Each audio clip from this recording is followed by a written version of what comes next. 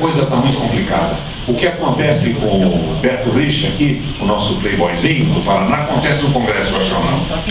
Tem um projeto de interesse popular, mas que mexe com o interesse das empresas. Só uma grande comoção nacional, como é que o João conseguiu na questão da internet, do Marco Civil, porque eles queriam transformar a internet na mesma coisa que a televisão a cabo. Então, o sujeito vai entrar no Twitter, tem que pagar um preço. Mas daí ele entra no Face, ele tem que pagar um preço. Ele abre um programa, tem que pagar outro preço. Televisão a cabo é assim hoje, né?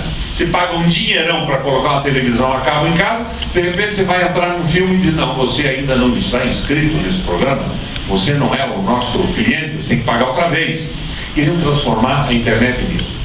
O João e o Tolon, que é um deputado do PT, firmaram o pé, mexeram com o Brasil, mexeram com esse ambiente todo da internet, fizeram uma pressão e conseguiram ganhar. Mas no Senado é outra parada, porque lá estão acionando senadores comprados e financiados por empresa para evitar a liberação absoluta e a liberdade na internet brasileira.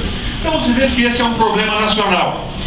Mas com os escândalos da Petrobras e outros escândalos que atingem o país, eu consegui aprovar na Comissão de Constituição e Justiça a proibição de participação de empresas na eleição.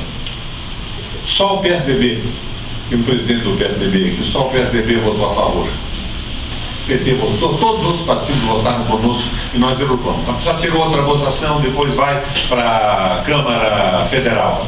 No entanto, no Supremo Tribunal Federal, há uma ação nesse sentido. O Supremo tem 11 ministros, ou seja, 6 ministros são 12, não é isso? Se 6